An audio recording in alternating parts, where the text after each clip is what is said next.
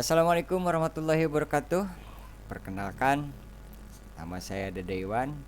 Saya mahasiswa Fakultas Ekonomi Universitas Galuh, jurusan Manajemen, kelas karyawan A, semester 4. Nah, NIM saya 34021905888.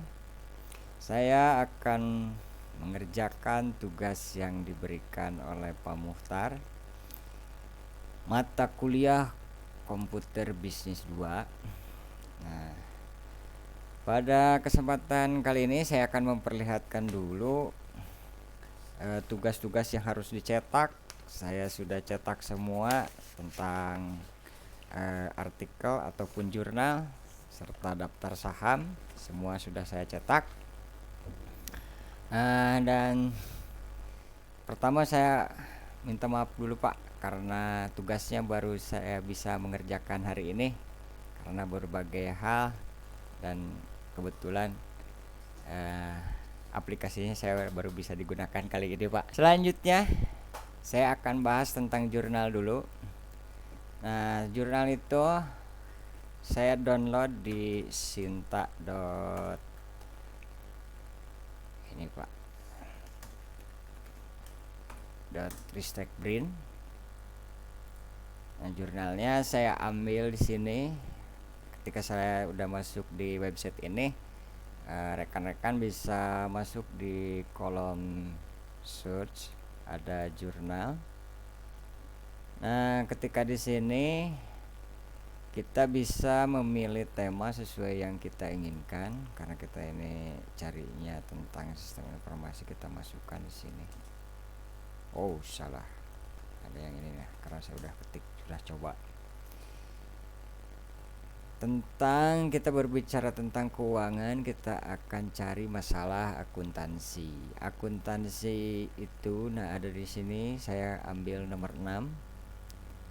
Nah, kita cari judul yang sesuai. Nah, kita misal cari analisis faktor-faktor yang mempengaruhi. Nah, kita download PDF-nya. Ini previewnya, kita download. Nah, kalau kita butuh lagi, cari mana lagi nih? Ini kan kita download. Ini cara downloadnya seperti ini, cukup mudah.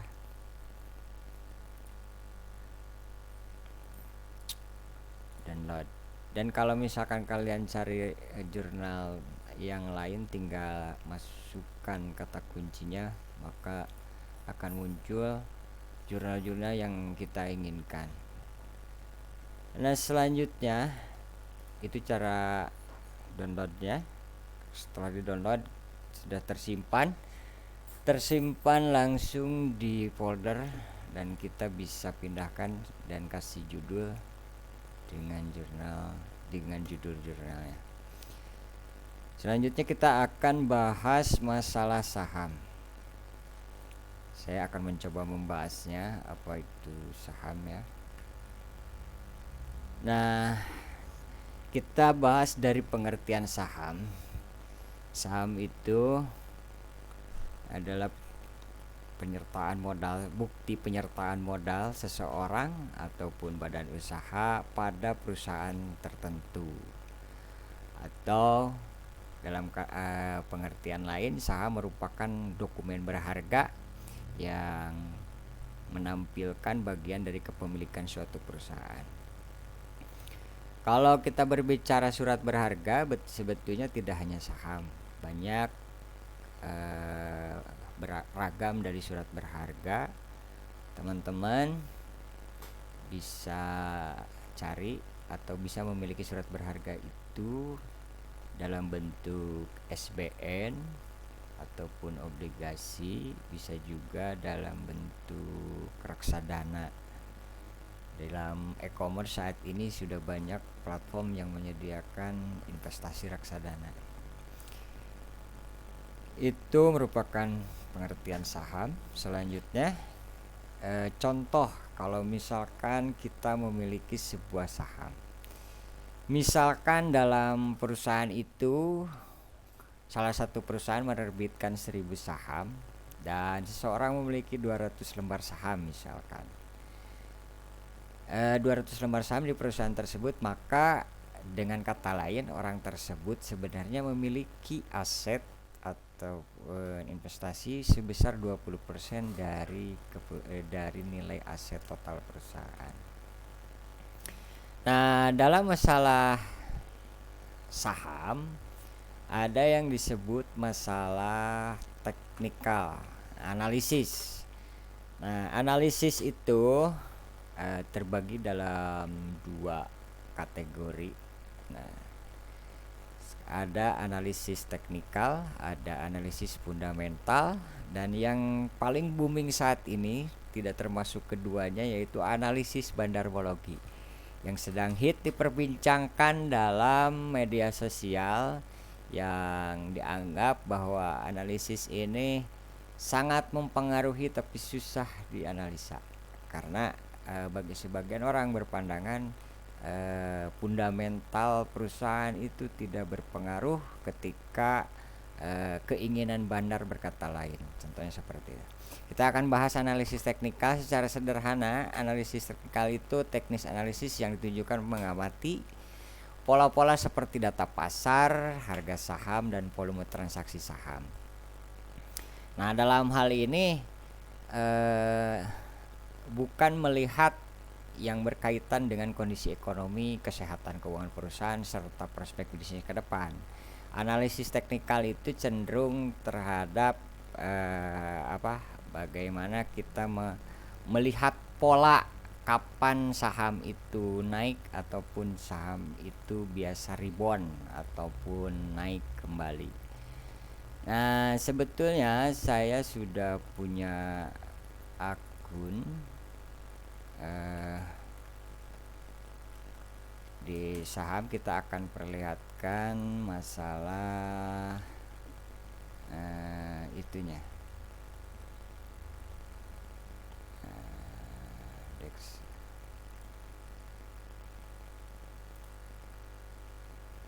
Kita akan download sebentar sambil menunggu, nanti kita akan buka. Nah, analisis ini misalkan banyak contoh. Kalau misalkan kurva ataupun diagram. Nah, dalam diagram itu biasanya ada data di mana harga saham itu saatnya turun atau naik.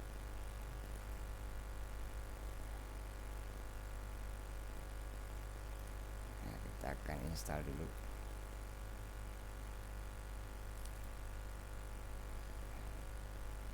Nah, selanjutnya analisis fundamental. Analisis fundamental itu analisis kita lanjutin downloadnya. Nah, analisis fundamental yaitu teknik analisis ataupun analisa memperhitungkan berbagai faktor seperti kinerja perusahaan, analisis persaingan usaha, analisis industri, ekonomi, pasar makro dan mikro. Ini lihat lebih kepada bagaimana perusahaan itu berkembang, keuangannya sehat atau tidak, perdagangannya sehat atau tidak. Kalau misalkan saham perusahaannya dianggap punya prospek ke depan lebih baik, itu dianggap kita lebih cocok untuk menanamkan modal kita di sana. Nah, kita akan lihat bagaimana contoh apa maksudnya teknik analisis teknikal dan analisis fundamental.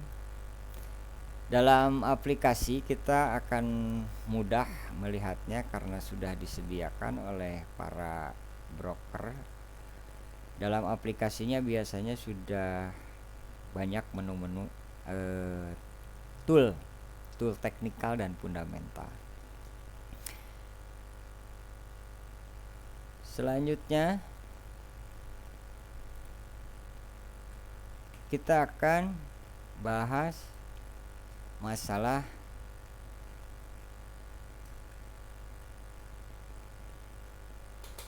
Saham berdasar perusahaan. Segmennya itu segmen saham ada beberapa sektor, yaitu ada sektor perbankan, finansial, ada konsumen, ada pertambangan besi, ada pertambangan minyak, ada pertambangan batu bara, ada pertanian, ada properti, ada infrastruktur, ada konstruksi dan lain sebagainya, banyak macamnya.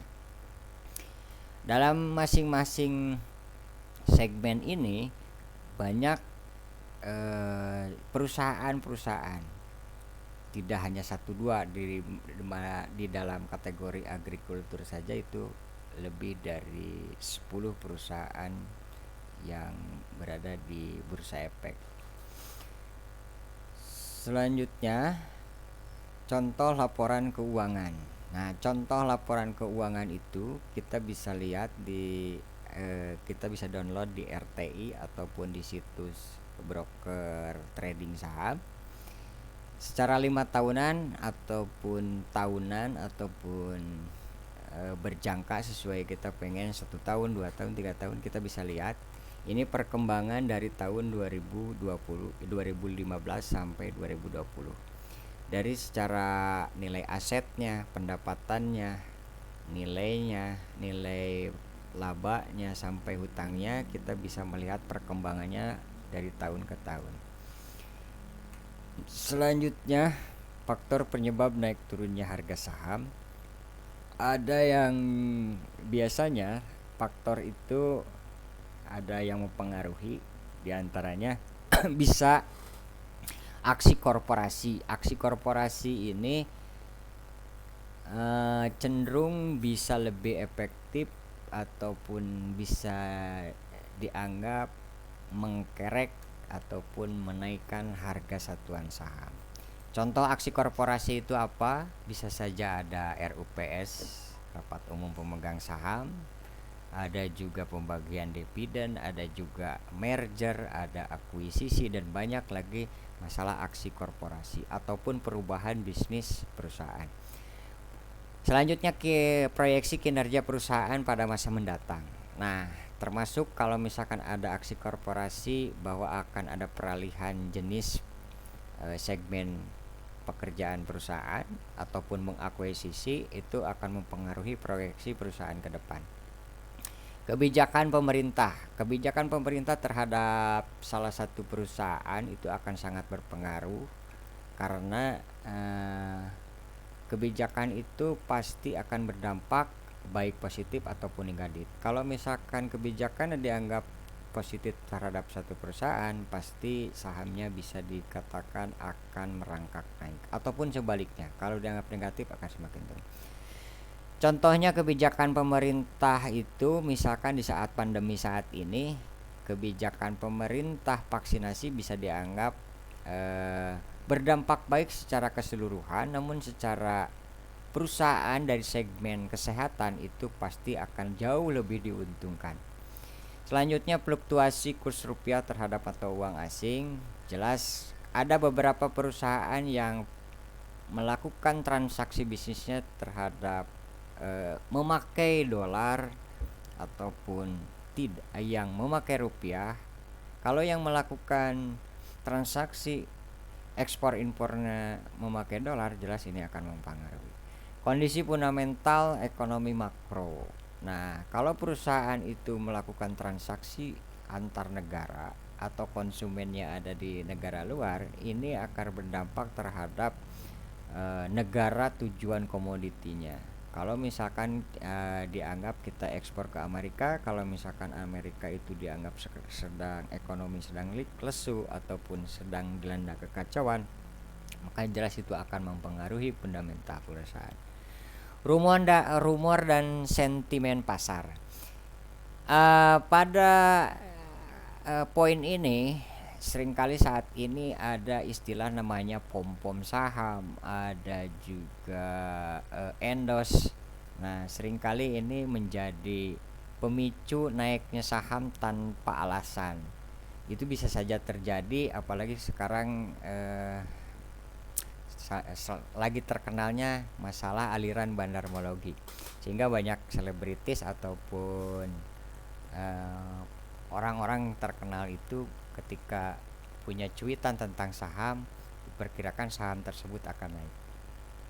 Faktor manipulasi pasar. Nah, faktor manipulasi pasar itu sangat berkenaan dengan istilah bandarmologi, sehingga para bandar ataupun yang punya uang besar itu seenaknya atau bisa saja memilih saham-saham tertentu untuk dikerek sehingga harga sahamnya bisa naik begitu tinggi.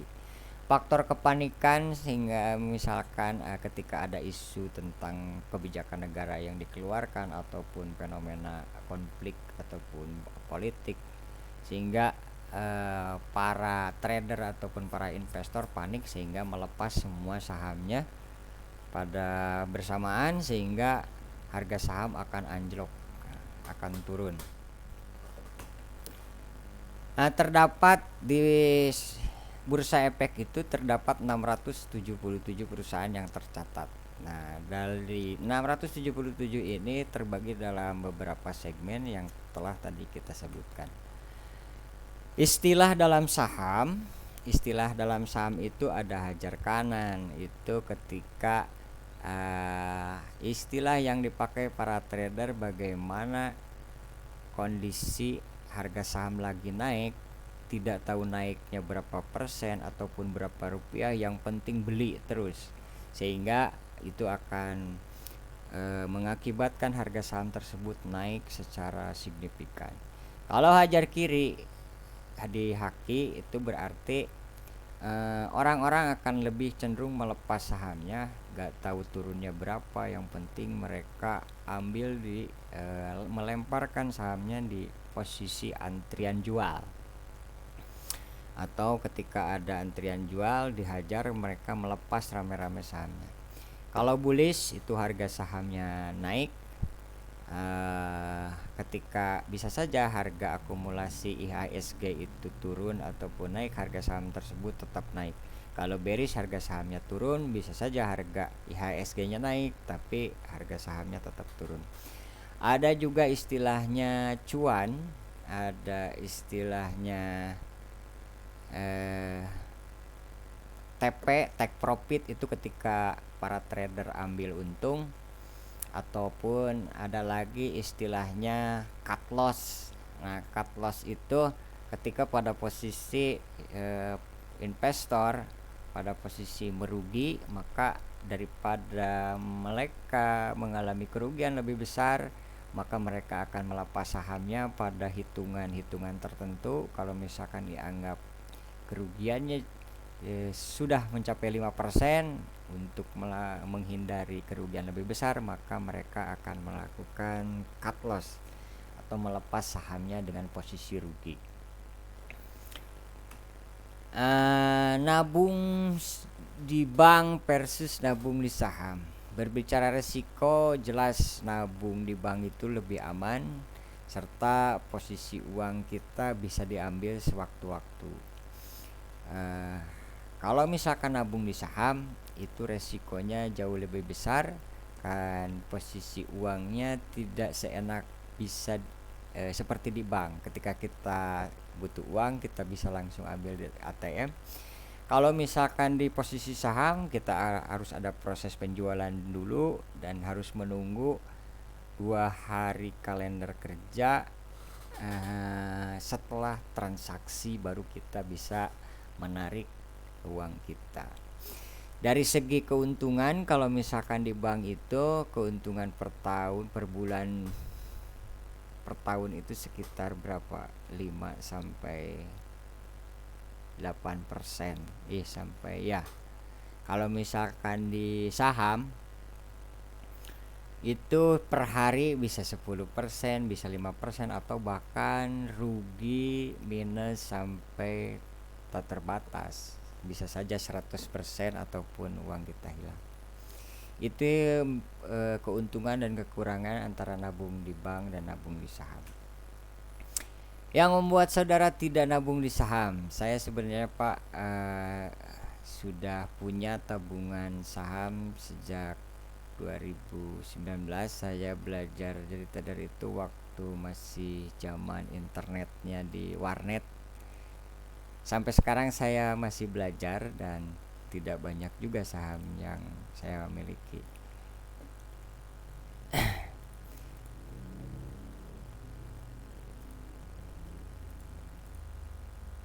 Dan itulah apa yang perlu saya sampaikan. Kalau misalkan kita kita cari data di RTI, cara installnya RTI bisnis, kita bisa buka RTI bisnis di sini. Cara analisa, analisa teknikal itu seperti ini. Ketika pada kita cari 1 minggu, 1 bulan. Nah, pada posisi 1 bulan kita cari jangan BBRI saja di sini.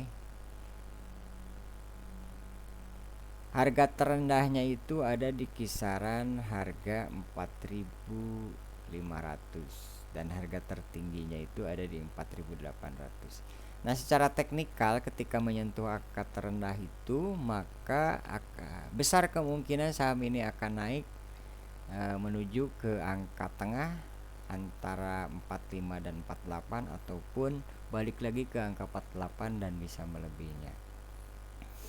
Kalau secara fundamental kita bisa melihat perusahaannya, performan perusahaannya kita bisa lihat di sini. Nilainya secara pairnya itu price-nya di sini, average-nya di sini.